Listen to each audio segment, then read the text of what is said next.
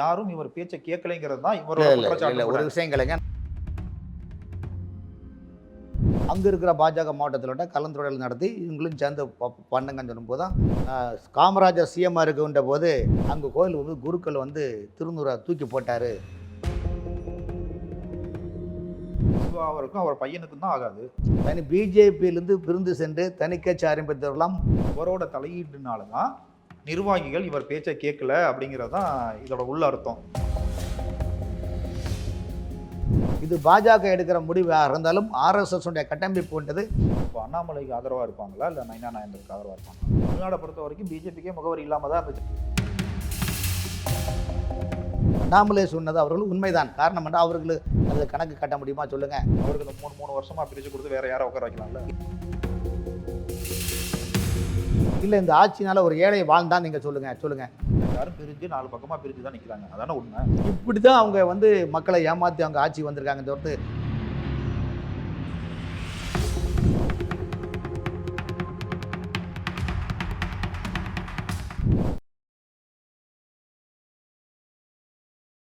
Sir வணக்கம். வணக்கம். எப்படி இருக்கீங்க? நல்லா இருக்கேன் சார். நல்லா இருக்கீங்களா? பார்த்தாவே தெரியுது நல்லா இருக்கீங்க. இப்படிதானே சொல்லணும் வந்து. கண்டிப்பாக, நிச்சயமாக. அது தமிழர் பரம்பரை இல்லையா? அது இதில் கண்டிப்பாக எதிர்க்கட்சி தலைவர் எடப்பாடி பழனிசாமி அவர்கள், அதாவது எப்படின்னா புரட்சி தமிழரின் எழுச்சி பயணம், மக்களை மீட்போம் தமிழகத்தை காப்போம் அப்படிங்கிற மாதிரியான ஒரு பயணத்தை மேற்கொண்டுட்டு இருக்காரு.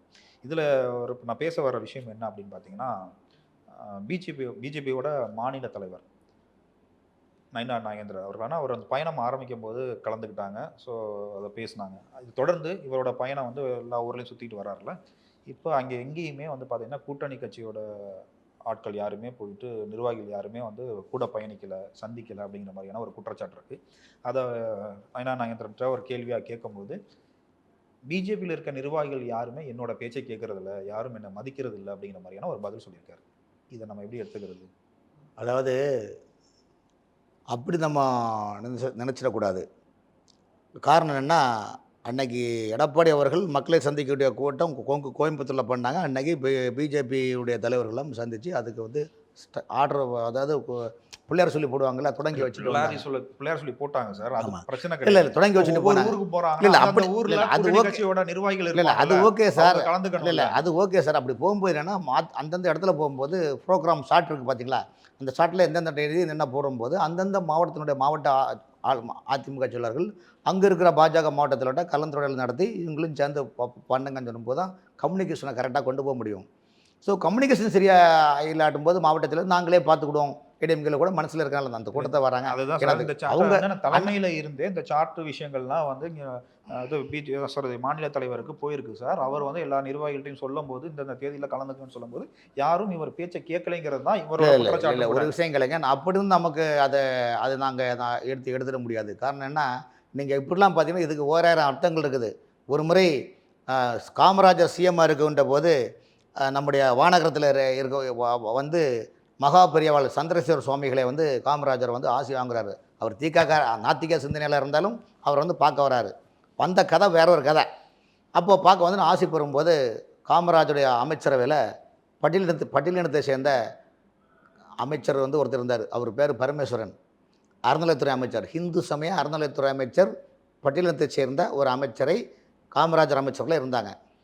அப்போ அவருடைய ஆசி போட்டு சொன்னார், ஐயா என்னுடைய அறநிலைத்துறை அமைச்சர் பரமேஸ்வரன் வந்து திருச்செந்தூர் கோயிலுக்கு போனார். அங்கே கோயில் வந்து குருக்கள் வந்து திருநூறை தூக்கி போட்டார், ஒருவேளை அது தீண்டாமல் இருக்குமோன்னு சொல்லிட்டு என் அமைச்சர் என்கிட்ட வருத்தப்பட்டு பேசினார், நீங்கள் என்ன நினைக்கிறீங்கன்னு சொல்கிறாரு. அப்போ ஆதிசங்கரர் சொல்கிறார், அப்படி நீங்கள் நினைக்காதீங்கோ. ஒரு முறை ஆதிசங்கரர் தீராத வயிற்று வலியில் திருச்செந்தூர் கோயிலுக்கு போகிறாரு. அங்கே போகும்போது சுப்பிரமணிய புஜங்கம் பாடுறாரு. பாடுகின்ற போது அங்குள்ள குருக்கள் வந்து பன்னீர் இலையில் வைத்து அந்த திருநூறை போடுறாரு. அப்படி அது என்னென்னா, அது ஒரு சம்காரம். நம்ம உடம்புல இருக்கிற துஷ்ட ஆவிகள் எதாக இருந்தால் அதை சம்காரம் பண்ணதுக்கான நிலைப்பாடு தான் தவிர்த்து அது தீண்டாமையாக ஏற்றுக்கொள்ள முடியாது இன்னும் அவர் கருத்தை சொல்வார். இந்த கருத்தை உள்வாங்கினாக்க பெருந்தலைவர் காமராஜர் அறநிலையத்துறை அமைச்சரான பரமேஸ்வரன் சொல்கிறார். பரமேஸ்வரன் அதன் பிறகு அமைச்சரை சந்தித்து வருத்தம் தெரிவிச்சிருக்காரு. காரணம் எதுக்கு இதை சொல்கிறேன்னா, அன்னைக்கு கோயம்புத்தூரில் அதிமுக அந்த மக்களை சந்திக்கக்கூடிய பேரணிக்கு வந்து எடப்பாடி அண்ணன் இருக்கும்போது பிஜேபி தலைவர் வந்தாங்க. அதன் பிறகு போகக்கூடிய பாயிண்டெல்லாம் அந்த ஷார்ட்டு ப்ரோக்ராம் வந்து அந்தந்த மாவட்ட தலைவர்கள் ஒன்றிய தலைவரோட இதை கலந்துரையாடல் பண்ணி தான் பண்ணணும். பட் அதிமுக நினைக்கிறாங்க சரி நம்மளே இது பண்ணுவோம், எதுக்கு நம்ம அவங்களால டிஸ்கவுன்ஸ் பண்ண கூட அந்த நிலைமையில் இருக்கலாம். அதுக்காக நம்ம அதை வந்து பெருசாக்க நம்ம முடியாது. நீங்கள் கலைஞர் எழுதின ஒரு பாட்டு, அந்த பாட்டு எந்த படம் எனக்கே தெரில. அதில் வந்து படியளப்பேன் என்று சொல்லு பாராள வந்தவன் தடி எடுத்தானடி முத்தம்மா. புரிஞ்சுருக்க பாட்டை பாருங்கள், சிவாஜி கணேசன் பாடுவார். படி அளப்பேன் என்று சொன்ன பாராள வந்தவன் தடி எடுத்தாண்டி முத்தம்மா, அவன் தடியெடுத்தும் அதை தாங்கி கொண்ட நாம என்று குடிகெடுத்தாண்டி முத்தம்மான்னு இன்னைக்குள்ள ஆட்சியில் மக்களை ஆட்சியை வாங்கி கொண்டு மக்களுடைய ஓட்டுகளை வாங்கி கொண்டு என்ன வேணாலும் பிழிஞ்செடுக்கலாம்ன்ற நிலைப்பாடு என்று நினைக்கிறாங்க. இப்போ எடப்பாடி அண்ணன் என்ன பண்ணுறாருன்னா விழித்து கொண்டார். விழித்து கொண்டோர் இப்போ இந்த பாட்டை வச்சு அன்றே கணித்தார் கலைஞர்னு சொல்லி. ஆமாம், கலைஞர் அன்னைக்கே, ஆனால் அன்னைக்கு கலைஞர் கடிச்சிருக்காரு. ஆனால் இன்னைக்கு அவங்களுக்கே அவங்க ஆட்சிக்கே இந்த வரி பொருந்தும் என்றதுக்காக சொல்கிறோம். ஆகவே எடப்பாடி பழனிசாமி அவர்கள் என்னைக்குன்னா விழித்து கொண்டோர் உள்ளம் பிழைத்து கொண்டார், உன்போல் குரட்டை விட்டோர் எல்லாம் கோட்டை விட்டார், தூங்காதே தம்பி தூங்காதே என்று தமிழ்நாட்டு மக்களை நீங்கள் தூங்கி விடாதீர்கள். காரணம், ஆளுமை கொள்வது ஊழலாட்சி, ஆளுமை கொள்வது மக்களுக்கு எதிர்ப்பான ஒரு எண்ணமுடையவர்கள். இதை மாற்ற வேண்டும், மாற்றத்தை ஏற்படுத்த வேண்டும், என்டிஏ கூட்டணி ஆட்சி அமைக்க வேண்டும் என்ற ஒரே மனநிலையில் தான் எடப்பாடி அண்ணன் அவர்கள் மக்களை சந்திக்கின்றார். இது உங்களுக்கு என்ன சந்தேகம்? இல்லை, அதெல்லாம் ஓகே, அதெல்லாம் எனக்கு எந்த சந்தேகமும் கிடையாது. அவர் ஒரு எழுச்சி பயணமாகவே அது இருக்கட்டும். ஆனால் அதை பற்றி நான் பேச வரல. நான் பேச வந்தது என்ன, நயினா நாகேந்திரோட கருத்து என்ன அப்படின்னு பார்த்தீங்கன்னா, அண்ணாமலையார் இருக்கார்ல முன்னாள் மாநில தலைவர், அவரோட தலையீடுனால தான் நிர்வாகிகள் இவர் பேச்சை கேட்கல அப்படிங்கிறது தான் இதோட உள்ள அர்த்தம். அது உங்களுக்கு புரியுதா?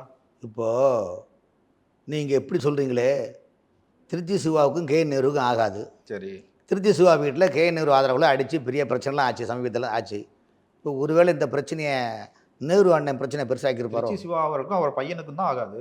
இதெல்லாம் நம்ம பேச முடியலங்க. இல்லை அப்படி இருக்கும்போது ஒரு தேசிய கட்சி என்பது அண்ணாமலை முன்னாள் தலைவர் இருந்தார். இப்போ தேசிய தலைமை நயினார் நாகேந்திரன் தலைவராக போட்டிருக்கிறாங்க. அது தேசிய கட்சியில் யார், கம்யூனிஸ்டும் சரி, காங்கிரஸ் கட்சியும் சரி, பகுஜன் சமாஜ் கட்சி சரி, பிஜேபி சரி, 3 ஆண்டு காலம் பதவி, அது பிறகு தேசிய கட்சி தான் யாரெல்லாம் போகலாம். அதுக்காக அண்ணாமலை சொல்லிதான் அவங்க கேட்கிறார்களும் சொல்ல முடியாது. பொறுத்த வரைக்கும் மாநில பிஜேபியை ஒரு வலுவான ஒரு கட்டமைப்பை உருவாக்குனது அப்படின்னு பார்த்தீங்கன்னா அண்ணாமலை அவர்கள் தான். இப்போ இருக்க நிர்வாகிகளை நிறைய பேருக்கு வந்து அந்த நிர்வாக பொறுப்பு கொடுத்தது அப்படின்னு பார்த்தீங்கன்னா அது அண்ணாமலை அவர்கள் தான். அப்போ அண்ணாமலைக்கு ஆதரவாக இருப்பாங்களா இல்லை நயினா நாகேந்திரனுக்கு ஆதரவாக இருப்பாங்களா? ஒரு விஷயம் சார், நீங்கள் குஜராத்தில் வந்து சுந்தர் சிங் வகைலான்னு ஒரு பெரிய ஆள் இருந்தார். அவருக்கும் அத்வானிக்கும் அவருக்கும் கருத்து வேறுபாடு நடந்தது. அந்த கட்சியிலேருந்து விலகி குஜராத் ஜனதா பார்ட்டின்னு கட்சி ஆரம்பித்தார். கட்சி இது காணாமல் போயிடுச்சு. உமா பாரதி அவர்கள் பிஜேபி எதிர்த்து தான் கட்சி ஆரம்பித்தாங்க. கட்சி எங்கே இருக்கான்னு தெரில, அந்த கட்சி காணாமல் போச்சு. எடியூரப்பா அவர்கள் பிஜேபிக்கு எதிரான ஒரு கட்சி ஆரம்பித்தார். லட்சுமணன், பங்கார் லட்சுமணன், இந்த பங்கார் லட்சுமணில் இங்கே கல்யாணராமன் ஒருத்தர் இருந்தார், எங்கள் ஊபியினுடைய சிஎம். அவருக்கு வாஜ்பாய்க்கு கருத்து பெருவாய் தனி கட்சி ஆரம்பித்தார். பிஜேபியிலிருந்து பிரிந்து சென்று தனி கட்சி ஆரம்பித்தவர்களாம் முகவரி இல்லாமல் போய் கொண்டார்கள் என்றால் காரணம் என்றால் இந்த அமைப்பு ஒரு RSS உடைய கட்டமைப்பு, இந்த அமைப்பு ஒரு எக்கு கோட்டை, இந்த அமைப்பு தனி மனிதனுக்காக போலாரம் சூட்டது கிடையாது என்பது RSS சித்தாந்தம். அதைத்தான் நானும் சொல்றேன். ஆகவே தான் அண்ணாமலை 3 ஆண்டுகள் இல்லாம தான் இருந்துச்சு. தமிழ்நாடு பொறுத்த வரைக்கும் பிஜேபிக்கே முகவரி இல்லாம தான் இருந்துச்சு. அந்த முகவரியை கொடுத்தது வந்து பாத்தீங்கன்னா அண்ணாமலைன்னு சொல்லலாம். ஒரு விஷயம், கட்சியை வந்து ஒரு வலுவான ஒரு கட்டமைப்பை உருவாக்கி ஒரு விஷயம் கேளுங்க சார், அவர் வந்தார், நிர்வாகிகள்லாம் ஆமா சார், அவர் வந்தார், 3 ஆண்டு காலம் ஒரு பதவியில் இருந்தார், தனக்கு ஒன்று கட்டமைப்பு உருவாக்கி கொண்டார். ஆகவே தமிழ்நாடு பிஜேபியை கொண்டு தான் வச்சுக்கோ கொடுத்துட முடியுமா? சொல்லுங்க சார். இந்த கட்சி சார் அப்பெல்லாம் நீங்க சார் 3 ஆண்டு காலம் பதவிங்க. அப்படி பார்த்தால் தமிழ்நாடு தமிழிசை சவுந்தரராஜன் தலைவராக இருந்தார், 2 மாதத்தில் கவர்னராக இருந்தார், தென்சென்னையில் நின்றார், தோற்றார். மீண்டும் உங்களுக்கு பதவி கொடுக்க முடியுமா? எல்லாரும் மற்றவங்களுக்கு கொடுக்க வேண்டாமா சொல்லுங்கள்? யாருக்கும் உங்களுக்கே கொடுத்துக்கிட்டு தான் எல்லாமே என்ன அர்த்தங்க? இது என்ன திராவிட கட்சியா? இது என்ன காங்கிரஸ் கட்சியா? வரவங்களும் பொருளும் நீ வச்சுக்கோ, மச்சான் நீ வச்சுக்கேன், மச்சான் நீ வச்சு கொடுக்குறது சார். இது கட்டமைப்பு என்பது RSS சித்தாந்தம், RSS கட்டமைப்பு.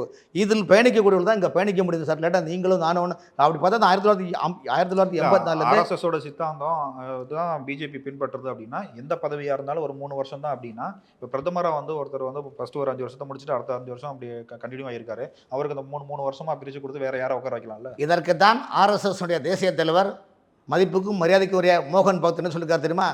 75 வயது பாஜகவுடைய இது வந்து அஜெண்டாவில் வந்து 75 வயசு.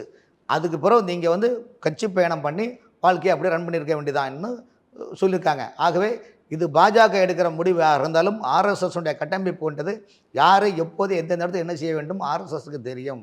ஆகவே மற்ற கட்சிகள் ஆர்எஸ்எஸ்க்கோ பாஜகவோ பாடம் எடுக்க வேண்டிய அவசியம் கிடையாது. இது எப்படின்னா ஐயோ ஆடு நனைதுன்னு ஓனாய் வருத்தப்பட வேண்டிய அவசியம் போல. அண்ணாமலை வந்து லண்டனுக்குலாம் போய் கோர்ஸ்லாம் படிச்சுட்டு வந்தாருங்க. இங்க வந்துட்டு சாட்டையாலாம் அடிச்சுக்கிட்டாரு, செருப்பு போடாம இது நையாண்டி பரிசுல இல்லை இந்த வரி இல்லை சார், இந்த வரி முழுக்க நையாண்டி நயப்படைய வரிகளை நீங்க சொல்றீங்க, புரியுதா?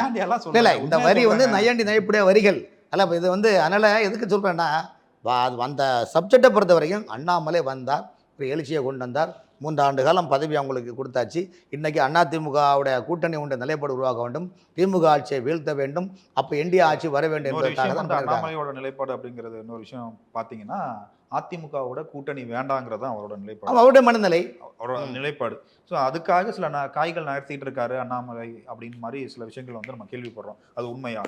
ஒரு விஷயம் சார், அதிமுக 2024ஆம் ஆண்டு நடைபெற்ற நாடாளுமன்ற தேர்தலில் கூட்டணியில் இருக்கிறேன் என்று சொல்லி அப்புறம் பிரிஞ்சு போனாங்க. அதுக்குள்ளே நம்ம விவாதம் போனோம்னா அதில் நிறைய கதைகள் இருக்குது. அண்ணாமலையை மாற்ற வேண்டும் என்பது திமுகவுடைய அஜெண்டா. அந்த திமுகவோட அஜெண்டா இல்லையா? அண்ணாமலையை மாற்ற வேண்டும் என்பது திமுகவோட விருப்பம் இல்லையான்னு கேட்குறேன். பேச விடுங்க சார். சொல்லுங்க சார். அண்ணாமலை சொல்றீங்களா? அண்ணாமலையை மாற்ற வேண்டும் திமுகவோட அஜெண்டா. அதை கட்டமைப்பு உருவாக்கி கொடுத்தது அதிமுக, புரியுதா? அதுக்கு மேலே நீங்கள் போகாதீங்க. ஆனால் நயினார் நாகேந்திரன் அவளை தமிழ்நாடு மாநில பாஜக தலைவராக நியமித்துள்ளார்கள். ஆக இப்போதைக்கு திமுகவும் ரகசிய உறவுல இருக்காங்கன்றீங்க இந்த விஷயத்துல. இதை நான் ஒன்றும் ஜோசியக்காரன் கிடையாது சார் வந்து. பட் அண்ணாமலையை மாற்றுவதற்கு 2 கட்சியும் சேர்ந்து அவங்க பண்ணிச்சாங்க. அண்ணாமலை இருந்தால் தினசரி திமுகவுடைய ஊழலை கொண்டு வராங்க, எதுக்கு இந்த தேவையில்லாமல் வந்து அதனால் வேண்டாம்னு சொல்லிட்டு இது பண்ணியிருக்காங்க. ஆனால் அண்ணாமலை ஃபீல்டில் இருப்பார், அவர் பயணிப்பார். அண்ணாமலைக்கு பாஜக முக்கியத்துவம் கொடுப்பது எந்த மாற்றமும் கிடையாது. அதே மாதிரி ஒரு விஷயம், சின்ன விஷயம் என்னன்னா, சின்ன விஷயம் அது பெரிய விஷயம் தான். டிஆர் பாலு அவர்கள் வந்து ஒரு மான நஷ்ட வழக்கு ஒன்று திறந்திருக்காரு தெரியுமா? அண்ணாமலை மேலே. அந்த வழக்கில் போய் அண்ணாமலை நேற்றுக்கு ஆஜராகிருக்காரு, அதாவது சைதாப்பேட்டை கோர்ட்டில். ஆனால் டிஆர் பாலு வந்து ஆஜர் ஆகலை அப்படிங்கிற மாதிரியான ஒரு விஷயம். அவரோட பதிவு என்ன போட்டிருக்காருன்னா, மானமே இல்லாத ஒருத்தருக்கு வந்து ஏன் மான நஷ்ட வழக்கு அப்படின்னு கேட்டிருக்காரு. அண்ணாமலை சொல்கிற என்ன தப்பு இருக்குது? இப்போ நீங்கள் ஹோட்டலில் குடும்பத்தோட ஹோட்டலுக்கு போகிறீங்க, ஹோட்டல் அறுசுவை உங்களை அழைக்கிறதுன்னு போட்டிருப்பான். நீங்கள் ஒன்றா பொண்டாட்டி பிள்ளை வீட்டில் வந்துட்டு எல்லாம் டேபிள் போட்டு அவங்க அதை கொண்டு வா இதை கொண்டு அதில் வச்சாச்சு, சர்வரை கொண்டு வச்சுட்டாங்க, வயலை வச்சு பார்க்குறீங்க, சப்புன்னு இருக்குது. ஏண்டா ஒரு சுவையே இல்லாத ஹோட்டலுக்கு அறுசுவைன்னு பேர் வச்சது மாதிரில. ஆகவே அண்ணாமலை சொன்னது அவர்கள் உண்மைதான். காரணம் என்ன, அவர்களுக்கு ஒரு மானம் இல்லை, அதில் ஈனம் இல்லை, எப்போதும் கால் பிடிப்பார். அவருக்கு மட்டும் தானே எல்லாருக்குமே சொல்கிறீங்களா சார்? ஒரு விஷயம் சார், 2006 ரயில்வே தரைவழி கப்பல் துறை மந்திரியும் தரைவழி துறை டிஆர் பாலு அவர்கள் இங்கே பக்கத்தில் இருக்கிற மதுரவாயில் மேம்பால திட்டங்களை அவர் தானே கொண்டு வந்தார். பாம்பன் பாலத்தில் நான் அதை மண் எடுக்கிறேன்னு சொல்லிட்டு வந்து எத்தனாயிரம் கோடி அதில் பில்லை போட்டு எடுத்தாங்க. அதில் கணக்கு கட்ட முடியுமா சொல்லுங்கள்? எப்படின்னா பராமரிப்புத்துறை அமைச்சராக இருந்த ஒரு தலைவர் ஒருவர் கூவாத்தில் போட் சர்வீஸ் விட போகிறேன்னு சொல்லி அந்த கணக்கை எடுத்து ஐயோ கணக்கு என்ன கேட்டால் ஐயோ அங்கே முதல்ல கணக்குன்னு சொல்லிவிட்டு முதல்ல கணக்கு எங்கன்னா அதுக்காக தேடினாங்க கணக்கு. இதெல்லாம் எவ்வளோ விஷயம் சார் வந்து. அதனால் அவர்களே பொறுத்த வரைக்கும் அண்ணாமலை சொன்ன கருத்தை அவருடைய கருத்தை அவர் வெளியிட்டிருக்கிறாரு. அதனால் இதை போய் நம்ம வந்து நீதிமன்றத்தில் அவ்வளோனா அவருக்கு டிஆர் பாலு அவர்களுக்கு வயது முதுமை ஒன்று இருக்குது, அவரெல்லாம் சூழ்நிலை கொடுக்கலாம், அவங்க வக்கீல் அட்டன் பண்ணியிருப்பாங்க. அந்த கருத்தை கொண்டு அவங்களுக்கு வந்து அண்ணாமலை சொல்லியிருக்காரு. அவர் அண்ணாமலையோட வாதம் என்னன்னா, இந்த தேதியை கேட்டதே டிஆர் பாலு அவர்கள் தான். ஆமாம், ஆனால் அவர் ஆஜராகலை, அவர் வரல அப்படிங்கிற மாதிரியான ஒரு பதிவு போட்டிருக்காரு. இல்லை வரதுனால தான் அவர் இதை சொல்லியிருக்காரு, வந்து வரதுனால தான் அவர் இதை சொல்லியிருக்காரு. ஒரு விஷயம் சார், அவர் இன்னொரு விஷயம் சொல்லுது, அவருக்கு வந்து மனசாட்சி உறுத்திருச்சு போல இருக்கு, நம்ம பண்ணதெல்லாம் தப்பு தான், நம்ம இருக்கலாம் இல்லையா, மானமே இல்லாத நம்ம எப்படி மான நஷ்ட வழக்கு போடலாம் அப்படின்னு அவருக்கே மனசாட்சி உறுத்திருச்சு போல இருக்கு, அதனால தான் அப்படி பண்ணியிருக்காருன்னு எழுதியிருக்காரு. இல்லை அதாவது அவர் சொன்ன கருத்தை ஏற்றுக்கொள்ள வேண்டிய கருத்துக்கள் இல்லையா, வந்து மானமே இல்லாதவனுக்கு எதுக்கு மானத்தை பற்றி பேசணும், மானமே இல்லாதவனுக்கு இது மானத்தை பற்றி பேசணும். நீங்கள் தமிழ்நாட்டில் திமுக வந்து ஆட்சி அமைக்கிறதுக்கு 1940 நீங்கள் கட்டமைப்பு பார்த்தீங்களா, ஜாதி பிரச்சனை, மத பிரச்சனை, அந்த ஜாதி அதாவது தேச தலைவர்கள்லாம் ஜாதிய தலைவராகவும் ஜாதிய தலைவர்கள்லாம் தேச தலைவராகவும் சித்தரித்து அதன் மூலம் குளிர்கண்டு மக்களை ஏமாற்றி பிராமணர்களை தனியாக பிரித்து ஆரியன் பேர் திராவிடன் பேர் சும்மா அந்த விஷவதையை தூண கால்டுவெல் கதையை எடுத்துக்கொண்டு கற்பனையாக வளையத்தை விட்டு இப்படி தான் அவங்க வந்து மக்களை ஏமாற்றி அவங்க ஆட்சி வந்திருக்காங்க. தவிர்த்து மக்களை வாழ வைத்து மக்களுக்கான திட்டங்களை உருவாக்கி நீங்கள் வந்தேன்னு ஒரு வரலாறை சொல்லுங்கள். இல்லை இந்த ஆட்சினால் ஒரு ஏழை வாழ்ந்தான் நீங்கள் சொல்லுங்கள் எங்கேயா சொல்லுங்கள். தமிழ்நாடு வந்து இந்தியாவிலே தமிழ்நாடு அத்தனை வளங்களும் நிறைந்த இந்த மாநிலத்தில் ஒரு ஒரு குடும்பம் தானே என்ன வாழ்ந்துட்டு இருக்குது. அந்த குடும்பத்தில் உள்ள அமைச்சர் தானே வாழ்ந்துட்டு இருக்கிறாங்க. வேறு சாமானிய மக்கள் வாழ்ந்துட்டு இருக்கிறாங்கன்னு சொல்லுங்கள். நீங்கள் எதில் விளையாத்துல எல்லா பொருளும் நீங்கள் விளையாட்டியாச்சு. இனிமேல் 38 மாவட்டத்திலையும் கலைஞர் குடும்பத்தில் உள்ள அவங்க வாரிசுகளுக்கு அதுதான் பேர் தான் சொல்றேன். வைக்காத வர. தவறு இந்த மாதிரிலாம் பண்ணிட்டு இருக்காங்கன்னு எல்லாருக்கும் தெரியுது. ஆனா சுத்தி இருக்கிற எல்லாருமே என்ன நினைக்கிறாங்க அப்படின்னா, நான் வளரணும், நான் பெரியாரணும், நான் ஆட்சியை பிடிக்கணும்னு தான் நினைக்கிறாங்க. ஆமாம், அந்த தகுதி நமக்கு இருக்காங்கிற மாதிரியான ஒரு யோசனை யாருக்கும் வரல. அப்படியான ஒரு நிலைப்பாட்டில் யார் இருக்காங்க, யார் தகுதியான ஆட்களோ அவங்க கூட ஒன்று சேர்ந்து நிற்போம் அப்படிங்கிற எண்ணம் யாருக்கும் வரல. சரிங்களா? எல்லாரும் பிரிஞ்சு 4 பக்கமா பிரிஞ்சு தான் நிற்கிறாங்க. அதானே உண்மை. உண்மைதான் கரெக்டு தானே? அந்த கருத்தை நீங்க ஏத்துக்கிறீங்களா? உண்மைதான். எல்லாரும் புரிஞ்சுக்கிறாங்க. அதனால தான் எல்லாரும் நினைக்கிறாங்கன்னா நான் கூட்டணிக்கு வரேன், மந்திரி சபை கொடு, அந்த லெவலுக்கு வந்துட்டாங்க. இந்த முறை தான் தமிழ்நாட்டில் உள்ள அரசியல் கட்சி தலைவர்கள் எல்லாருக்குமே ஆட்சியில் வருகிற கூட்டணிக்கு வரேன், மந்திரி சபை கொடுக்குறியா, இப்போ தான் எல்லாரும் இருந்து முழிக்கிறாங்க. என்னடா எல்லாம் வந்து உஷாராயிட்டாங்கன்னு சொல்லிட்டு எலெக்ஷனுக்கு இன்னும் ஒரு 8 மாசம் இருக்குன்னு நினைக்கிறேன். கண்டிப்பாக அது என்ன நடக்க போகுது அப்படிங்கிறது நம்ம எலெக்ஷன் நேரத்தில் தான் நம்ம பார்க்க முடியும். ஆட்சி மாற்றம் வருதா, இல்லை இவங்களே தொடர்றாங்களா, மக்கள் முழிச்சுக்கிறாங்களா, இல்லை நம்ம தூங்கிட்டே இருக்காங்களாங்கிறத நம்ம தொடர்ந்து பார்க்கலாம். அடுத்தடுத்த காணொலியில் நம்ம பேசுவோம். இப்போ நீங்கள் கொடுத்த அந்த பொன்னான நேரத்துக்கும் இந்த நேர்காணலுக்கும் ரொம்ப நன்றி. வணக்கம்.